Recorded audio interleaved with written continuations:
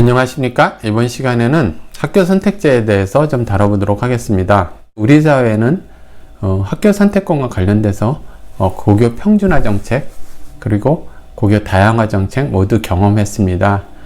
그러니까 고교 평준화 정책을 폐지하지 않은 상태에서 고교 다양화 정책을 확대했다가 최근 들어서는 또 고교 다양화 정책을 좀 축소하는 그러니까 두 가지 정책이 우리 사회에는 병존되어 있습니다. 여기에는 교육에 있어서의 자유와 평등의 관계, 그리고 학교 선택권에 관한 문제, 또 지역 간 격차, 또 학교 간 격차, 이런 것들이 다양하게 이렇게 우리 사회 교육 문제의 총망라에서 얽혀 있는 이슈들입니다. 고교 평준화 정책이 우리나라에 수십 년 동안 실시가 됐죠. 가장 오래된 정책이라고 할 수 있습니다. 고교 평준화 정책의 기여점이라 보면은 교육 기회를 확대한 겁니다. 많은 고등학교가 많은 지역에 생겼죠. 이 정책으로 인해서. 그리고 비평준화 시대 때는 학교 간 격차가 상당히 심했었는데 학교 간 격차를 해소했습니다. 그리고 고교 서열화 문제도 완화됐죠. 그리고 상당 부분 비평준화 시대 때보다는 사교육비 문제가 완화된 측면이 있습니다. 그리고 입시 위주의 중학교가 아무래도 평준화를 하면은 상당히 약화되는, 중학교 교육이 정상화되는 측면이 있죠. 반면에 몇십 년 동안 실시를 하다 보니까 또 고교 평준화 정책이 나타난 문제점으로서는 처음엔 다양성의 문제에서 제한되는 문제가 있죠. 학생들이 이제 자기가 원하는 학교를 갈 수가 없는 거죠. 그러니까 심지어 초창기에는 기독교를 믿는 학생이 불교 학교에 배정이 되기도 하고 또 불교 종교를 가진 학생이 미션 스쿨에 되는 일도 있었습니다. 이것 이외에도 학생들의 다양한 욕구를 수용하기에는 평준화 정책으로는 상당히 한계가 있죠. 또 단위 학교의 자율성도 상당히 침해되는 경향이 있습니다. 평등을 조절하기 위해서는 교육과정, 학교의 제반 운영 이런 것들을 교육청이나 교육부에서 이렇게 개입하지 않을 수가 없는 것이기 때문입니다. 당연히 고교 평준화 정책은 국가 개입을 상당히 강화하는 그런 측면이죠.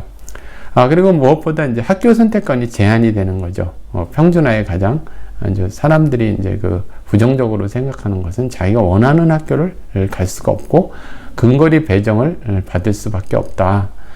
그런데요, 이것이 이제 또 지역 간 격차하고 연결이 되어 있습니다. 어느 지역이나 이제 시간이 흐르면 지역 간 격차가 생기죠. 비평준화에서는 학교 간 격차였다면 이제 강남 8학군 같은 지역 간 격차가 생깁니다.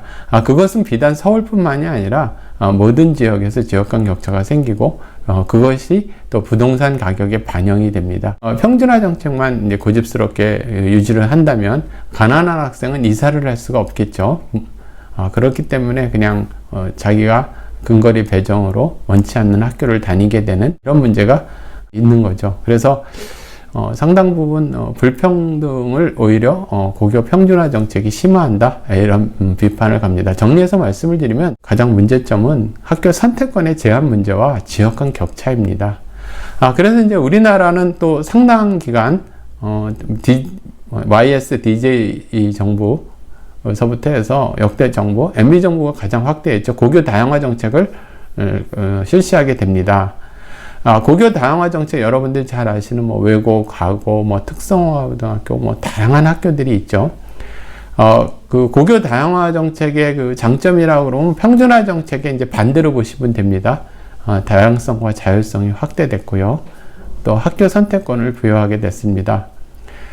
또 다양한 요구들, 또 사회 발전, 경제 발전에 따른 계층적인 요구, 다양한 집단, 다양한 개인의 요구들이 이제 반영된 거죠. 다원화 요구도 수용된 거고. 그리고 지역 간 격차가 아무래도 좀 해소가 되는 측면이 있죠. 왜냐하면 굳이 강남 8학군으로 간다든지 지역에서 좋은 학교로 이사할 필요도 없이 자기 지역에 가까운 좋은 학교를 가면 되니까요. 시험을 쳐서 가면 되니까 이런 점이 기여점이라 할 수 있었습니다. 반면에요, 이제 학교 간 격차가 다시 나타나게 된 거죠. 이게 말씀을 드렸죠. 평준화는 지역 간 격차라면 또 다양화 정책은 학교 간 격차가 나타나고 다시 이제 고교 서열화. 과거에는 예를 들어서 경기고등학교, 서울고등학교, 지방 각 지역마다 이제 우수한 학교가 있었다면 지금은 이제 과고, 외고 이런 식으로 또 자사고, 자율고 이런 쪽에 또 학교 서열이 생기는 문제가 돼 있고요. 무엇보다 일반고가 상당히 침체되고 또 질적으로 하락하는 이런 문제가 있습니다. 당연히 중학교 교육이 좀 파행이 되고 입시 위주로 가고 또 사교육이 중학교부터 더욱 확대되는 이런 문제가 있습니다. 그러니까 고교 평준화 정책과 다양화 정책이 어떤 것이 극단적으로 좋다 나쁘다를 떠나서 각각 이렇게 장단점이 있는 겁니다. 제가 이제 신자유주의 교육 개혁에서 미국의 사례를 좀 말씀을 드렸는데 미국 역시도 이제 학교 선택권의 문제가 신자유주의 교육 개혁에서 가장 중요한 요소였습니다. 그 문제는 이제 자유와 평등의 문제, 그러니까 그리고 민주주의의 해석에 대한 문제. 자유와 평등은요 선택권에 관한 문제고 모든 지역이 대체로 좀 교육의 질이 비슷해야 된다 이렇게 주장하는 사람들은 이제 교육권을 보는 겁니다. 모든 사람들이 자기가 태어난 지역에 관계없이 교육 정권이 좀 평준화돼야 된다 이렇게 보는 사람들은 아무래도 이제 학교 선택제라든지 신자유주의 교육 개혁에 대해서 부정적이고요. 이렇게 개인의 선택이라든지 이런 걸 중요시 여기는 거는 자유를 강조하는 거죠. 또 민주주의에 대한 해석인데요. 이제 이 부분에 대해서 무엇보다 그 신자유주의 개혁이라든지 학교 선택권을 강화해야 한다는 사람들은 미국 사회에서 근거리 배정이 강화됨으로 인해서 가난한 학생들은 더 가난해진다. 이제 이렇게 본 거죠. 사실 우리나라와 다르게 이제 미국 사회는 잘 사는 많은 자녀들은 사립학교로 갑니다. 그리고 부유한 지역은 사립학교로 굳이 보낼 필요 없이 인근의 공립학교를 보내게 되죠. 그런데 할렘이나 비백인이나 못 사는 지역에 살고 있는 학생들 같은 경우는 근거리 배정, 근데 사립학교는 갈 경제적 여유가 없고요. 이렇게 근거리 배정을 받게 되니까 지역에 우수하지 않은 학교에서 더 이상 양질의 교육을 받을 수 없는 것이었습니다. 그러다 보니까 이제 신자유주의 교육을 주장하는 사람들과 이런 사람들은 이제 교육 평등을 위해서라도 학교 선택권을 줘야 한다. 지금 이대로 근거리 배정을 계속 학교 선택권을 제한하게 되면 가난한 학생은 더 가난해진다. 이렇게 이야기를 한 거고요. 반대하는 사람들은 그러면 이제 열악한 지역에 있는 학교는 그나마 우수한 학생들은 다 선택권을 줘서 빠져나가는 거냐. 그리고 이제 시장에 있어서 소비자라고 학생들을 생각한다면은 소비자 주권이라는 게 결국 자본이나 능력이 우수한 사람들이 더 유리하지 않느냐. 이래서 이제 반대를 했습니다. 약간 이제 이데올로기적 갈등이 있는 거죠. 그리고 효율성과 공공성에 관한 거고 학교는 공부하는 곳이다. 이렇게 그래도 공부를 해서 그 학생들이 원하는 것을 충족시켜줘야 되는 것이다. 이제 이렇게 주장하는 측면이 이제 선택권을 강화하는 사람들이고요. 좀 찬성하는 사람들이고요. 또 학교는 또 더불어 이렇게 살고 또 사람들의 다양성이 같이 모여 있고 남을 이해하고 뭐 이런 걸 주장하는 사람들은 이제 학교 선택권을 많이 반대하는 거죠. 이제 공공성을 강화해 그 부분에 초점을 두고 그런데 이런 부분들은 미국에서 이제 사립학교라는 탈출구가 있기 때문에 뭐 이렇게 경직된 문제는 아니었습니다. 실제로 그러면 이제 미국 사회에서는 누가 이제 학교 선택권 확대하는 거를 그리고 신자유주의 교육을 찬성하냐면 가난한 사람들이 찬성을 했습니다. 여러분들도 잘 사는 사람이거나 학군이 좋은데 백인 뭐 이런 사람들이면은 이렇게 가난한 학생들이 학교 선택권을 부여받아서 막 몰려오면은 좀 좋아하지 않겠죠. 미국에서는 그런 현상이 나타났습니다. 그러니까 저소득층이랑 비백인들이 열렬하게 신자유주의 개혁을 찬성했습니다. 우리나라와 반대죠. 그러니까 좌파 선동이 미국에서 먹히지 않기 때문입니다. 그러니까 이제 실용적으로 움직이니까. 부정적인 측면을 좀 말씀을 드리면 이제 학교가 학생을 선택하는 것이냐, 학생이 학교를 선택하시냐 이런 문제인데 학교 선택권은 당연히 학생이 학교를 선택하는 거죠. 그런데 이제 좀 이런 측면이 있습니다. 이제 바우처라든지 이렇게 해서 가난한 지역이나 흑인 학생들이라든지 동양계 못 사는 학생들이 백인 지역으로 이제 오고 싶어 합니다. 그래서 오려고 그러면 이제 일단 정원이 어느 정도 다 됐다 그래요. 그런데 워낙 우수한 학생이 오면 그 학생을 받고 싶어 합니다. 근데 정원이 거의 이제 없을 때 별로 성적이 우수하지 않은 사람이 오겠다 그러면 그렇게 좋아하진 않겠죠. 그런 게 이제 거기도 사람 사는 사이니까 나타났습니다. 그래서 이제 그런 비판이 있었죠. 근데 정원이 있을 때는 무조건 받아줘야 합니다. 근데 약간 무리해서라도 우수한 학생이 오면 기쁘게 받아주죠. 그런데 정원이 다 찼을 때는 자리 없다. 뭐 이런 문제. 그래서 이제 그런 비판도 있습니다. 도대체 학교가 학생을 선택하는 거냐, 학생이 학교를 선택하는 것이냐. 아시겠죠? 어떤 얘기인지. 그런 게 이제, 그 대단히 많은 건 아니고, 이제 부분적으로 아주 소수의 이제 발생하는 문제 이런 거 있고, 또 학교 선택권을 강화하는 거와 아울러 신자유주의 교육은 학교의 학력평가를 굉장히 강화해서 학교를 잘 공부시키게 하자. 그러니까 공립학교는 그냥 그전에는 이렇게, 학력평가를 소홀히 하게 되면은 아무래도 이렇게 좀 게을러지죠. 그러니까 강력하게 학교평가, 학력평가를 하게 되면 이제 그 부분에 대해서 학교 교육에 그날 뭐 이렇게 성적이 좀 딸리는 학생들은 뭐 이렇게 피크닉을 보낸다든지 그날 뭐 야외 수업을 한다든지 그래서 서로 경쟁적으로 잘 받으려고 하는 그런 부정적인 측면이 있었는데 이건 뭐 대단히 큰 문제는 아니고요. 사소한 문제들 중에 뭐 그런 것들도 나타났습니다. 물론 교원들은 반대하죠. 교원단체들은. 왜냐하면 학교 평가를 하고 학력 평가를 하고 학교 선택을 하면 이전까지 좀 안일하게 살거나 뭐 이렇게 노력하지 않아도 재정적 지원이 되고 또 학생들이 이렇게 다 입학하고 이런 문제가 아니라 학교에 이제 존립이 문제가 되고 막 이러니까요. 또 학력 평가, 학교 평가를 받고 이러니까 당연히 교사들은 반대했겠죠. 교원단체들은 뭐 다 그런 건 아니지만 미국은 그랬습니다. 이제 결과에 대해서는 그럼 신자유주의 교육, 특히 학교 선택제가 굉장히 결과가 좋았느냐, 나빴느냐, 어느 부분은 상당히 성공적이기도 하고 또 어느 부분은 그렇지 않고 그래서 일괄적으로 뭐 100% 좋았다, 또 100% 나빴다 이렇게 말씀을 드리기는 상당히 곤란합니다. 그러니까 그 서로 찬성하는 입장은 좀 잘 된 쪽의 결과들을 강조하고요. 또 반대하는 입장은 잘 안 된 쪽의 결과들을 이제 강조하고 뭐 그런 측면이 있었습니다. 우리나라는 좀 고교 평준화 정책하고 고교 다양화 정책을 지나치게 좀 이념화하는 경향이 있습니다. 특히 좌파들이 마치 뭐 신자유주의 교육개혁이 뭐 시장의 논리나 뭐 학교 망하는 것처럼 이렇게 얘기하는데 실제로는 그 학교 간 경쟁을 시키는 겁니다. 신자유주의 개혁이나 학교 선택권을 부여하는 것이 학생 간 경쟁을 시키는 것이 아니라요. 그러니까 당연히 교사들은 반대하죠. 자신들이 노력을 해야 하니까. 특히 좌파단체들은 학생을 볼모로 세뇌화 교육을 시켜야 되는데 학력을 개선하라 그러면 학생들의 사고력이 높아지면 좌파 이념 교육이 안 먹히지 않겠습니까?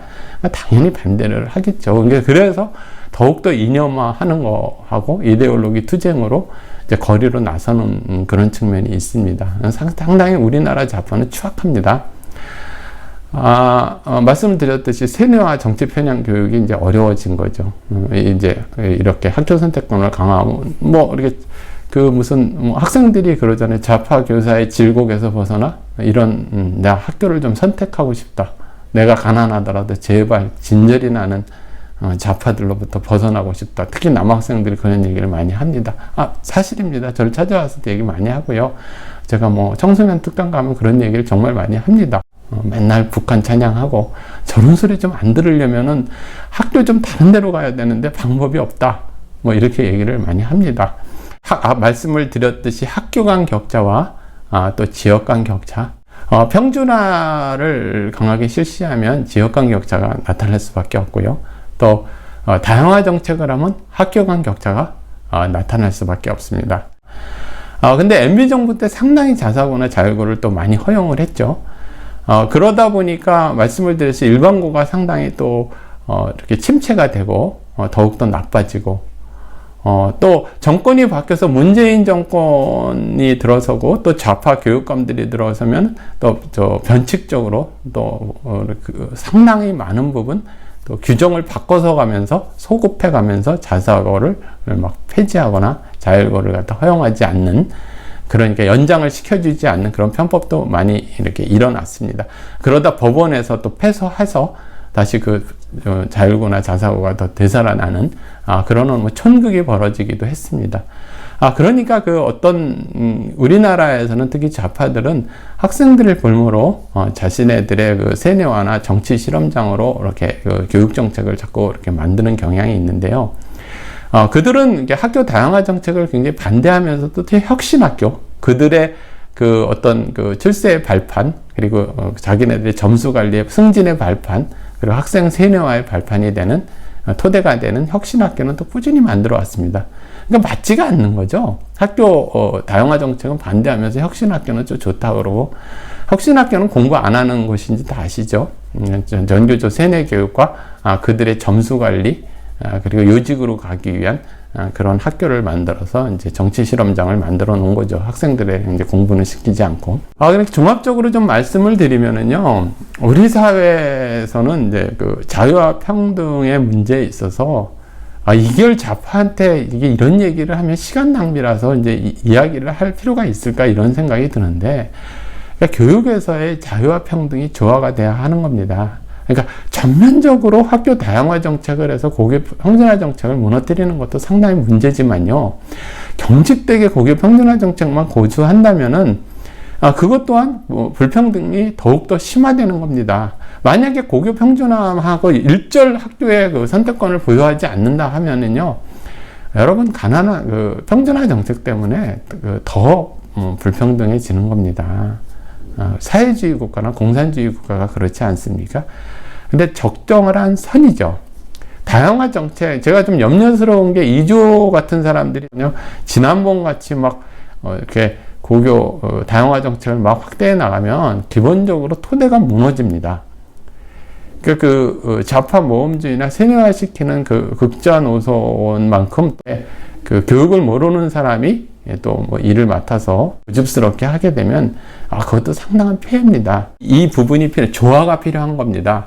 다양화 정책을 하더라도 평준화의 토대에서 일부 학교를 허용하는 우수한 학생들이 다양화 가게 되는, 과거나 뭐 외고나 몇몇 자사고나 가게 되는 전체 반 상당 부분 막 전격적으로 허용하는 그런 일을 하면 고등학교가 이제 파행이 됩니다. 가능한 한 국가 개입을 축소하면서 그것을 이렇게 자율적으로 잘 조절을 해야 되겠죠. 그리고 무엇보다 제가 늘 말씀을 드리는 것은 다양성과 자율성은 공정성이라는 토대 위에서, 그러니까 공정성이 기본이 돼야 하는 겁니다. 그래서 제가 입학사정관제가 우리나라의 교육의 근간을 무너뜨린 거라고 제가 누차 말씀을 많이 드렸죠. 그러니까 공정이 바탕이 되지 않은 자율과 다양성은 그것은 국민 사기입니다. 또 반대로요, 학생들을 볼모로 세뇌화시키고 체제 전복을 위해서 그렇게 평등을 강조하는 척 위장 전술을 쓰는 좌파, 이거는 국민 사기가 아니라 반역입니다.